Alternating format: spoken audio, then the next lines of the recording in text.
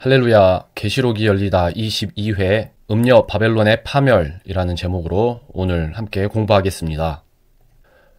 지난 시간에는 계시록 15, 16장을 공부하였습니다. 15, 16장은 땅에서의 7년 환란의 마지막 때를 다루고 있습니다. 땅에서는 하나님의 진노를 담은 마지막 7대접 심판이 쏟아지는 가운데 그와는 대조적으로 하늘에서는 축제의 노래가 불리는 장면을 공부했습니다. 이 노래들은 재림 심판과 천년 왕국 수립을 앞둔 상황에서 불리워지기에 매우 적합한 찬양 드릴 것임을 확인했습니다.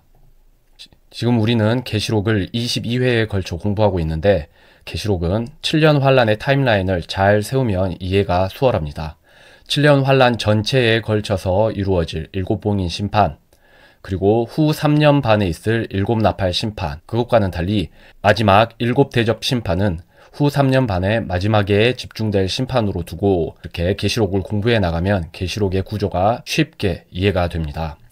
봉인, 나팔, 대접 심판은 7개의 심판으로 구성되어 있는데 마지막 7번 심판들은 모두 재림 직전에 있을 일을 다루고 있습니다.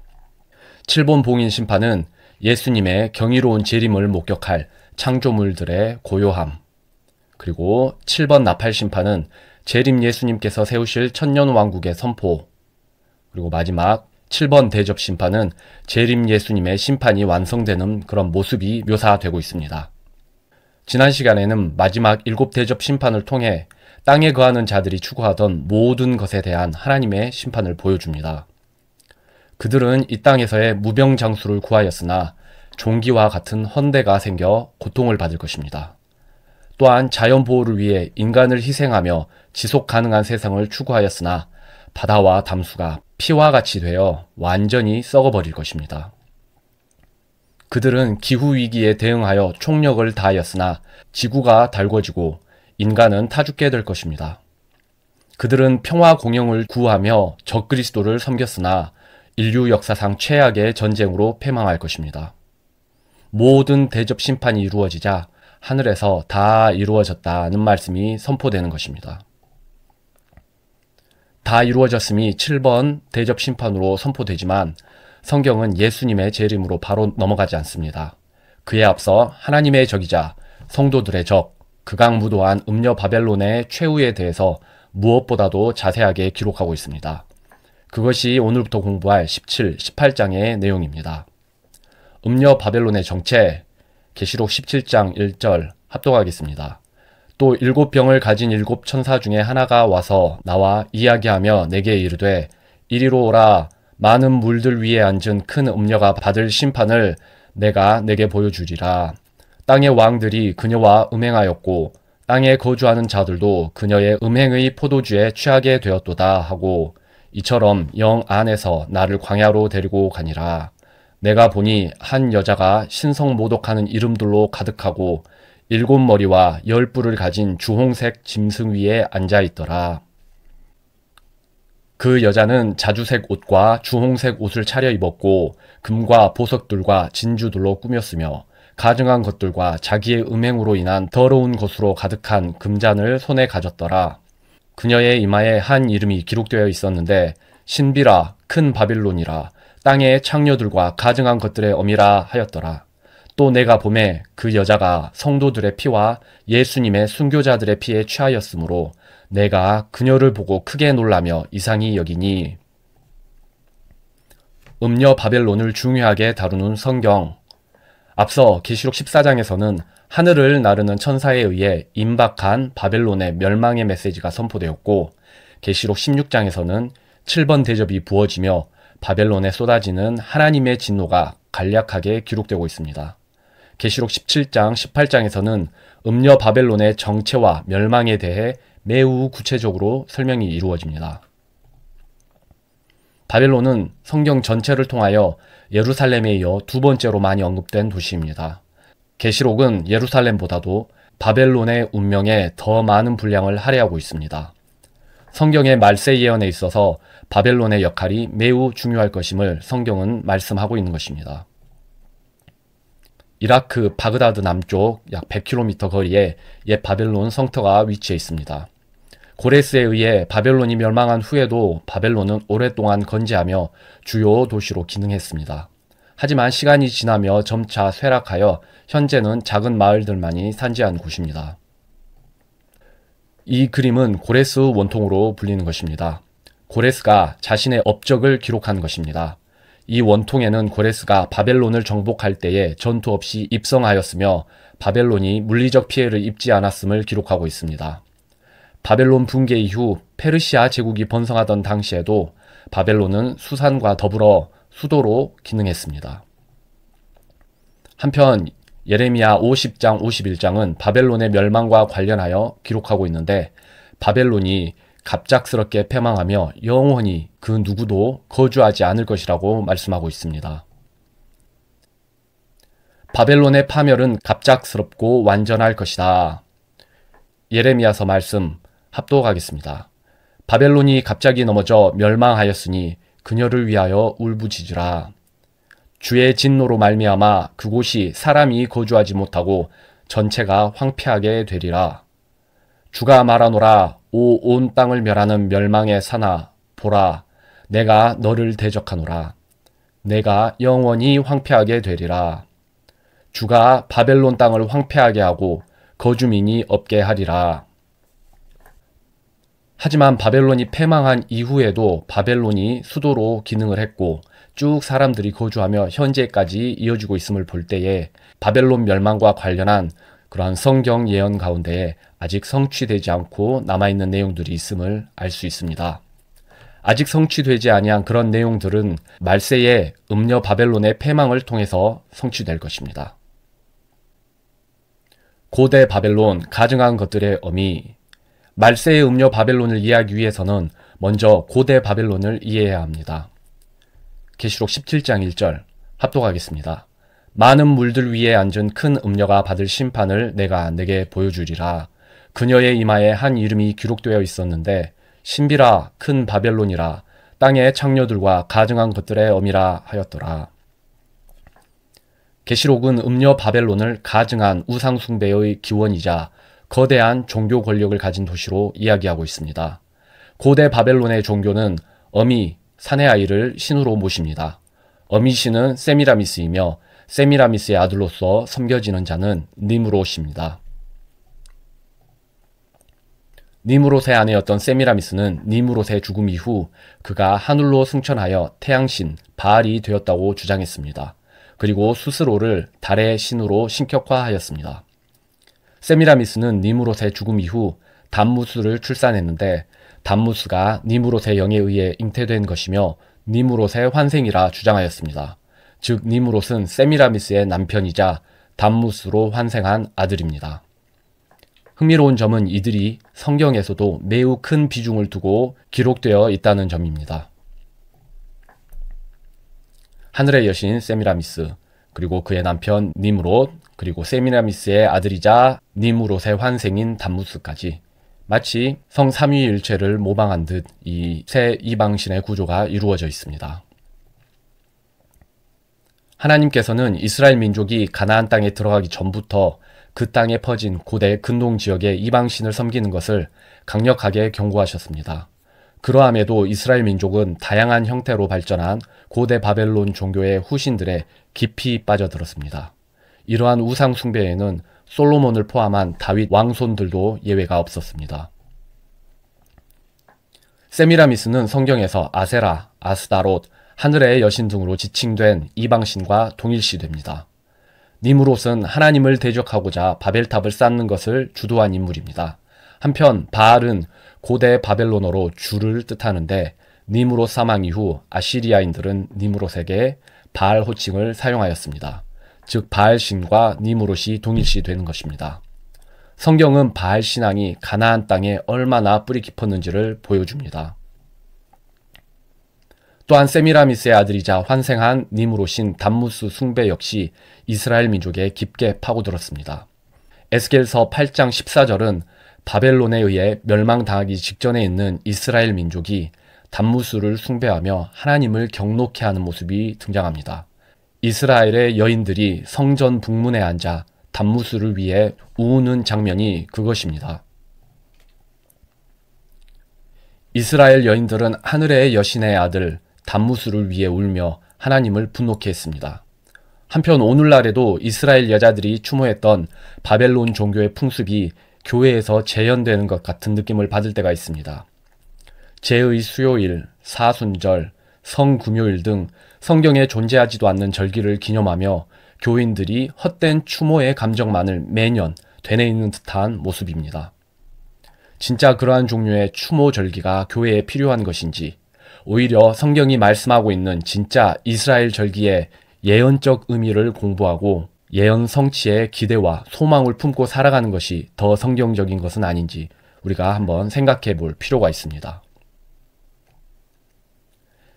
기독교의 탈을 쓴 바벨론 종교. 고대 바벨론 종교의 영향력이 얼마나 막강했던지 그들의 풍속은 오늘날까지도 교회에 영향력을 끼치고 있습니다. 고대 근동 설화에 따르면 태양신 담무스는 12월 22일, 23일 근방인 동지에 죽어서 그 다음 날인 12월 24, 25일에 부활합니다. 담무스의 죽음을 기념하며 율로그라고 불리우는 장작을 태웠는데 율은 갈대어로 아기를 뜻하는 것입니다. 동지가 지나고 12월 24일, 25일이 되면 담무스가 부활한 것을 기념하여 장작을 치우고 나무를 손질하여 세워둡니다. 이것이 오늘날 크리스마스로 축하하는 날의 기원입니다. 서양에 널리 퍼진 바벨론 풍습에는 이외에도 미슬토, 새벽송, 선물 교환, 이스터 에그 등이 포함됩니다. 교회의 풍속 중 상당수는 이교의 기원을 두고 있는 것입니다. 오늘날에는 율로그 모양을 본딴 케이크를 유럽 일부 지역에서 먹는다고 하며 트리를 세우고 불을 점등하며 선물 교환을 하는 그런 이방 풍속들이 교회를 잠식하였습니다. 이전 시간에도 언급했듯이 어미 세미라미스와 아들 니무롯을 섬기는 종교는 바벨탑 사건 이후 전 세계 곳곳으로 퍼져나가며 다양한 모습으로 변모되었습니다. 그중 가장 성공한 것은 로마화된 로마 카톨릭입니다. 그리하여 많은 보수적인 성경교사들은 계시록 17장, 18장의 바벨론이 로마 카톨릭을 의미하는 것으로 이해해 왔습니다. 이러한 성경교사들에는 마틴 루터, 찰스 스펄전, 데이브 헌트, 존 메가더, 할 린지 등이 포함됩니다. 음녀 바벨론의 강력한 후보 로마 카톨릭. 음녀 바벨론을 로마 카톨릭으로 이해하는 이유는 성경을 통해 묘사된 바벨론의 모습이 그들과 놀라울 만큼 유사하게 묘사되어 있기 때문입니다. 첫 번째로 로마는 7 언덕 위에 세워진 도시로 불리웁니다. 그 7 언덕은 다음과 같은데 펠라틴 힐 등을 포함하여 7 언덕 위에 로마가 세워져 있습니다. 다음과 같이 7 언덕을 확인할 수 있고, 또한 성경은 유력 정치 지도자들은 물론 세상 모든 민족이 음녀 바벨론의 영향력 아래에서 영적 음행, 즉 우상 숭배에 동참한다고 말씀하고 있습니다. 이 정도의 영향력을 가진 바벨론 종교의 후신은 로마 카톨릭 뿐입니다. 전 세계에서 가장 영향력 있는 단일 종교이자 수많은 사람들이 따르는 종교입니다. 세상 왕들은 교황을 아련하는 것을 정치 여정에 있어서 하나의 중요한 코스로 여깁니다. 문재인, 김대중, 이명박 전 대통령. 특별히 2021년에는 문재인 전 대통령이 바티칸을 방문했습니다. 코로나와 접종으로 많은 사람들이 숨져갈 때입니다. 바티칸에 방문하여서 한반도에 마치 핏빛 무덤과 같은 십자가를 세우고 기념사진을 찍었습니다. 매우 기이한 감성이 느껴지는 그런 사진입니다. 또한 성경은 음녀 바벨론이 호화스럽고 극도로 부유할 것이라고 말씀합니다.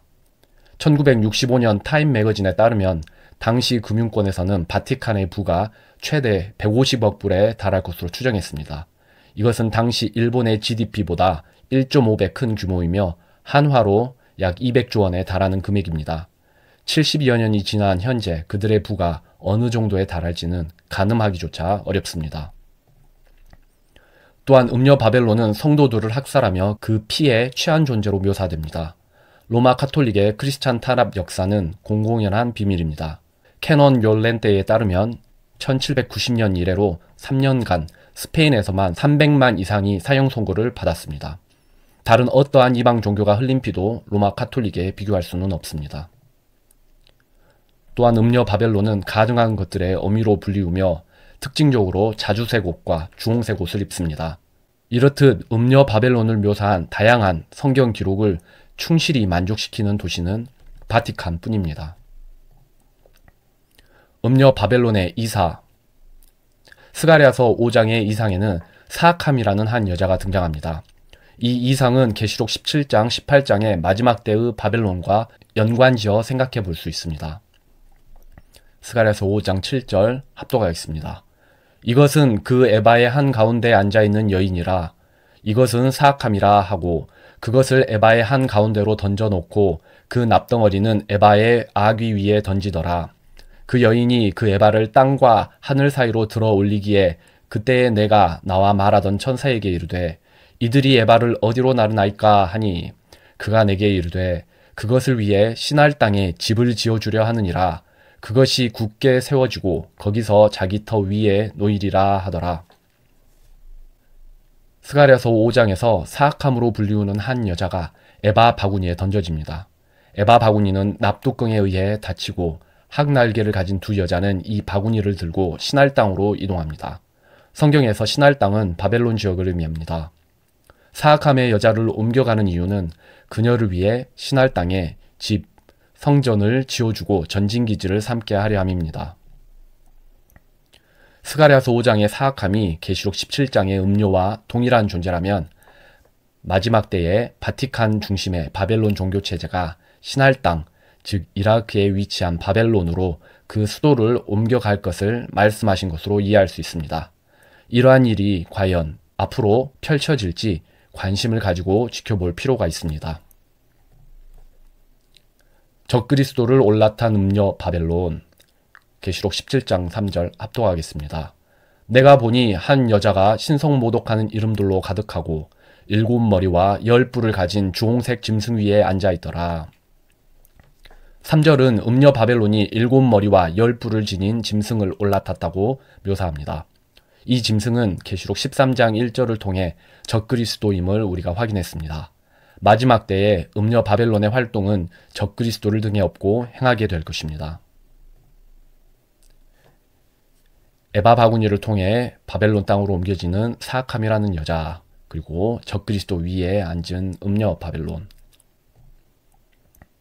적그리스도의 행적 17장 7절 합독하겠습니다. 그 천사가 내게 이르되 내가 어찌하여 놀라느냐. 내가 그 여자의 신비와 그녀를 나르는 짐승 곧 7머리와 10뿔을 가진 짐승의 신비를 내게 말하여 주리라. 내가 본 그 짐승은 전에 있었다가 지금은 없으나 앞으로 바닥 없는 구덩이에서 올라와 멸망으로 들어갈 자니라. 땅에 거하는 자들로서 세상의 창건 이후로 이름이 생명책에 기록되지 않은 자들이 전에 있었다가 지금은 없으나 여전히 있는 그 짐승을 보고 놀라리라. 17장의 이상은 음녀 바벨론으로부터 시작하여 적그리스도로 넘어갑니다. 적그리스도는 전에 있었다가 사도 요한 당시에는 없으나 부활하듯 무저갱에서 올라올 것이며 결국 멸망으로 들어가게 될 것이라고 말씀하고 있습니다. 난해한 이 구절을 가룟 유다를 통해 잘 설명해내는 견해가 있어 소개해드리겠습니다. 가룟 유다의 독특성. 가룟 유다와 계시록 17장을 연결하기에 앞서 가룟 유다에 대한 성경 기록 중 특징적인 부분을 몇 가지 살펴볼 필요가 있습니다. 첫째, 구약 성경은 가룟 유다의 행적에 대해 수차례 미리 예언하고 있습니다. 예수님을 제외한 인물 중 성경이 그 행적을 구체적으로 예언하는 자는 적그리스도와 가룟 유다 뿐입니다. 둘째, 사탄은 예수님 초림 시에 가룟 유다에게 직접 들어가서 예수님의 뜻을 방해하고자 했습니다. 한편 예수님 재림 시에는 적그리스도에게 들어가서 방해 공작을 펼칠 것입니다. 요한복음 6장 70절에 보면 예수께서 대답하시되 내가 너희 12를 택하지 아니하였느냐 그러나 너희 중에 한 사람은 마귀니라 하시니 하여서 가룟 유다에 대해서 예수님께서는 마귀라 칭하시며 가룟 유다가 사탄에 의해 특별히 점유된 자인 것을 예수님께서는 지적하십니다. 셋째, 성경에서 멸망의 아들이라는 타이틀은 단 2명에게 주어집니다. 그 첫 번째가 가룟 유다이고 두 번째가 적그리스도입니다. 함께 말씀 봉독하겠습니다. 내가 그들과 함께 세상에 있을 때에 아버지의 이름으로 그들을 지켰나이다. 아버지께서 내게 주신 자들을 내가 지켰고 멸망의 아들 외에는 그들 중에 하나도 잃어버리지 아니하였으니 이것은 성경 기록을 성취하려 함이니이다. 아무도 어떤 방법으로든 너희를 속이지 못하게 하라. 먼저 떨어져 나가는 일이 일어나고 저 죄의 사람 곧 멸망의 아들이 드러나지 아니하면 그날이 이르지 아니하리라. 넷째, 성경은 가룟 유다가 죽어서 자기 자신의 처소로 돌아갔다고 표현합니다. 죽음과 관련하여 자기 백성에게로 돌아갔다라는 표현은 쓰이지만 자기 처소로 돌아갔다는 표현은 유다에게 특별히 주어진 표현입니다. 유다의 영이 보통과 다른 특별한 초소에 처해졌음을 의미합니다. 이처럼 성경은 유다와 적그리스도 사이에 매우 긴밀한 연결고리를 제시하고 있습니다. 유다가 처해진 특별한 초소에 대해서는 그것이 무저갱이라 보는 견해가 있습니다. 무저갱은 성경적 지하세계를 구성하는 한 부분으로서 바닥 없는 구덩이라는 뜻입니다. 그곳은 타락천사와 악령을 가두는 곳입니다. 자기 처소에 갇혀있던 가룟 유다의 영이 환란기의 어느 시점에 무저갱으로부터 풀려나와 적그리스도의 육신에 들어가게 되므로 계시록 17장 8절의 말씀을 성취할 것으로 보는 것입니다.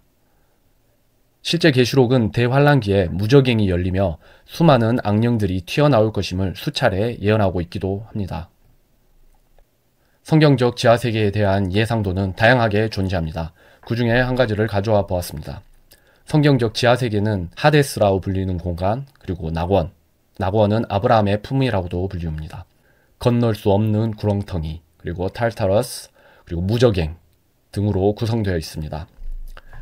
낙원은 예수님께서 승천하실 때에 그 포로된 자들을 이끌고 하늘로 오르셨다라고 그렇게 이해가 되며, 무저갱은 지하세계에서도 가장 깊은 곳, 지구의 중심에 위치한다고 보는 이들이 많습니다. 다만 한글 번역에서는 성경적 지하세계의 많은 부분이 지옥으로 통칭되는 경향이 있기 때문에 개역 개정을 통해서 성경적 지하세계를 공부하기는 어려운 면이 있습니다. 무저갱에 갇혀있던 유다의 영이 무저갱이 열리며 풀려나와 적그리스도의 육신에 들어간다는 가정하에 계시록 17장 8절에 적그리스도에 대한 설명을 이해하는 견해가 있는 것입니다. 가룟 유다와 적그리스도 17장 8절 합독하겠습니다. 내가 본 그 짐승은 전에 있었다가 지금은 없으나 앞으로 바닥 없는 구덩이에서 올라와 멸망으로 들어갈 자니라. 가룟 유다는 사도 요한이 요한계시록을 기록하기 전에 있었다가 기록할 당시에는 죽고 지금은 없는 자입니다. 가룟 유다의 영이 무저갱에 갇혀 있다면 그것이 열릴 때에 무저갱에서 올라와 멸망의 아들이라는 하나의 정체성을 가진 적그리스도에게로 들어갈 것입니다. 그리고 마지막에 멸망의 아들 적그리스도는 멸망으로 들어갈 것이 작정되어 있습니다. 땅에 거하는 자들의 반응 17장 8절 합독하겠습니다. 땅에 거하는 자들로서 세상의 창건 이후로 이름이 생명책에 기록되지 않은 자들이 전에 있었다가 지금은 없으나 여전히 있는 그 짐승을 보고 놀라리라. 땅에 거하는 자들은 적그리스도가 있었으나 없었다가 다시 있게 되는 이 사건을 목격하고 놀라며 그를 경배할 것입니다. 적그리스도의 일곱 머리 17장 9절 합독하겠습니다. 여기에 지혜 있는 생각이 있으니 그 일곱 머리는 그 여자가 앉아있는 일곱 산이라. 또 일곱 왕이 있는데 다섯은 망하였고 하나는 있으며 다른 하나는 아직 오지 아니하였으되 그가 오면 반드시 잠시 동안 머물리라. 전에 있었다가 지금은 없는 그 짐승은 곧 여덟째이며 그 일곱에 속한 자라. 그가 멸망으로 들어가느니라. 내가 본 열 뿔은 열 왕인데 그들이 아직 아무 왕국도 받지 못하였으나 그 짐승과 더불어 1시간 동안 왕으로서 권능을 받느니라. 음녀가 타고 있는 짐승은 적그리스도를 나타내는 머리 일곱 달린 짐승입니다. 일곱 머리는 일곱 산인데 산은 왕국을 의미합니다. 그러므로 일곱 왕국을 의미하는 것입니다. 이에 대해서 조금 더 살펴보겠습니다. 9절부터는 짐승의 머리의 의미가 풀어집니다. 짐승은 일곱 머리를 가지고 있으며 일곱 머리는 일곱 산입니다. 이 일곱 산에 대해서 로마가 위치한 일곱 산을 의미한다라고 보는 견해가 있습니다. 하지만 계시록 13장에서도 다루었듯이 일곱 머리는 일곱 산입니다. 산은 왕 또는 왕국을 의미하며 성경은 왕과 왕국을 하나의 일체로 이해하는 경향이 있습니다. 그 예로 다니엘서 2장에서 다니엘이 본 신상의 모습과 관련된 기록에서 금머리는 바벨론 왕국을 의미하는 것이자 동시에 느부갓네살을 의미하는 것으로 표현이 되고, 마지막에 등장하는 손으로 뜨지 않는 돌은 천년왕국 또한 예수님을 동시에 의미하는 것입니다. 이러한 관점에서 보면 7머리는 7 이방 왕국을 의미합니다. 5 왕국은 이미 과거에 망한 5 왕국들이고, 사도 요한 시대의 현재 진행형인 왕국은 로마 왕국, 그리고 아직 오지 않은 왕국은 후기 로마 왕국, 즉 적그리스도 왕국을 의미함을 계시록 12, 13장을 통해서 우리가 공부하였습니다. 그리하여서 적그리스도가 7머리 달린 짐승으로 표현이 되어 있는데, 적그리스도의 7머리는 7 이방 왕국을 의미하고 7머리 중 마지막 머리는 적그리스도 왕국을 의미한다. 마지막 머리 위에 솟아난 10개의 뿔은 적그리스도 왕국에 등장할 10왕을 의미한다. 계시록 17장의 이 제국에 대한 예언은 다니엘서와 그리고 계시록 13장의 말씀과 유기적으로 연결하여서 이해해 볼 수가 있습니다. 5은 망하였고, 이것은 5개의 망한 제국을 의미하는데, 다니엘서 2장과 7장에서는 그중 3가지 바벨론, 페르시아 그리고 그리스 왕국에 대해서 신상의 이상을 통해 그리고 네 짐승의 이상을 통해서 예언을 하고 있습니다. 다니엘서에서 빠진 이집트와 아시리아가 포함되어서 계시록 17장에서는 5개의 망한 제국을 말하는 것이다 라고 우리가 이해할 수가 있고, 하나는 있으며 이것은 요한시대에 존재하던 로마 제국이다. 이 로마 제국은 고대 로마 제국과 말세에 부활할 후기 로마 제국인 적그리스도 왕국으로 구분할 수 있는데, 적그리스도 왕국은 아직 오지 아니한 왕국으로 그렇게 표현이 된다. 그리고 그 모든 이방 제국을 부수고 등장할 재림 예수 그리스도, 그분의 천년 왕국은 손으로 뜨지 않는 돌로 다니엘서에서 그렇게 표현을 하였다. 그런데 적그리스도 왕국은 특징적으로 10명의 정치 지도자를 항상 언급을 합니다. 다니엘서 2장에서는 그것을 10발가락으로, 7장에서는 10뿔로, 그리고 계시록 17장에서도 그것을 10뿔로 기록하고 있습니다. 적그리스도는 이 10뿔 중 셋을 제거하고 8번째 왕으로 그렇게 등장을 할 것입니다. 그것이 방금 우리가 살펴본 내용들입니다. 적그리스도와 10 정치 지도자, 17장 11절 합독하겠습니다. 그 짐승은 멸망으로 들어가느니라. 11절은 8절에 이어서 다시 한번 적그리스도가 멸망에 들어갈 것이 강조되고 있습니다. 적그리스도는 예수님의 재림 시에 가장 먼저 불못에 던져짐으로 이 예언은 성취될 것입니다. 11절 합독하겠습니다. 전에 있었다가 지금은 없는 그 짐승은 곧 8째며 그 7에 속한 자라. 내가 본 10뿔은 10왕인데 그들이 아직 아무 왕국도 받지 못하였으나 그 짐승과 더불어 1시간 동안 왕으로서 권능을 받느니라. 적그리스도 왕국 시대에는 10명의 정치 지도자가 득세할 것입니다. 적그리스도는 그들 중 셋을 제거하고 8번째 왕이 될 것입니다. 이것이 그림을 통해 우리가 살펴본 내용이고, 또한 다니엘서 7장 8절의 10뿔도 그와 같은 맥락의 예언입니다. 이 10명의 정치 지도자는 1시간 동안이라 표현된 아주 짧은 시간 동안 그들의 권력을 행사하게 될 것입니다. 적그리스도 연합군대와 예수님의 전쟁, 17장 13절 합독하겠습니다. 이들이 한 생각을 가지고 자기들의 권능과 힘을 그 짐승에게 주리라. 이들이 어린 양과 전쟁을 하려니와 어린 양께서 그들을 이기시리니 그분은 주들의 주시오 왕들의 왕이시며 또 그분과 함께 있는 자들은 부르심을 받고 선정된 신실한 자들이니라 하더라. 적그리스도 왕국의 10 지도자들은 하나님의 의도하심에 따라 그들의 권력을 적그리스도에게 양도할 것입니다. 그리고 힘을 합쳐 예수님을 대적하는 전쟁을 일으킬 것입니다. 이들이 일으키는 최후의 전쟁은 아마겟돈 전쟁입니다. 성경은 포도즙들 심판과 그 결과로 인한 날짐승들의 연회를 아마겟돈 전쟁과 같은 연장선상에서 다루고 있음을 지난 수주간 살펴보았습니다. 아마겟돈 전쟁의 타임라인을 간단하게 짚어보면, 첫 번째, 적그리스도 군대가 아마겟돈에 집결할 것이고, 둘째, 음녀 바벨론이 멸망할 것이며, 셋째, 적그리스도 군대가 예루살렘을 공격하여 패망시킬 것이다. 넷째, 적그리스도 군대가 보스라로 진군한다. 5째, 이스라엘 민족의 민족적 회심이 있을 것이다. 6째, 예수 그리스도께서 재림하실 것이다. 7째, 여호사밧 골짜기에서 전투가 끝날 것이다. 8째, 최종 승리 후 예수님께서 감람산에 서실 것이다. 적그리스도 군대의 최초 집결지 무깃도. 이 무깃도에 적그리스도 군대가 집결하여서 진군하여 예루살렘을 패망시키고 유대인들이 피할 광야 지역인 페트라까지 진군을 할 것입니다. 하지만 그들은 페트라에서 예수님에 의해 패퇴하게 되고 여호사밧 골짜기 이곳에서 최종적으로 멸망을 당할 것입니다. 이 집결지와 그리고 피난처인 페트라까지의 거리는 약 300km로 1600 스타디온입니다. 그래서 계시록 14장 20절에 1600 스타디온이 이 둘 사이의 거리다라고 보는 견해가 있음을 이전 시간에 살펴보았습니다. 예수님의 승리는 기정사실. 14절 합독하겠습니다.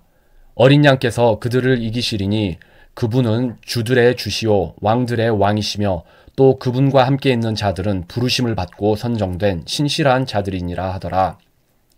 주들의 주라는 표현은 하나님께 속한 칭호로서 이 칭호가 예수님께 돌려지므로 예수님의 신성이 강조되고 있습니다. 주들의 주 되신 예수님께서 적그리스도 연합의 반역에 대하여 승리하실 것임은 이미 정해진 사실입니다. 예수님의 승리를 예언하고 있는 말씀들을 몇 가지 살펴보겠습니다.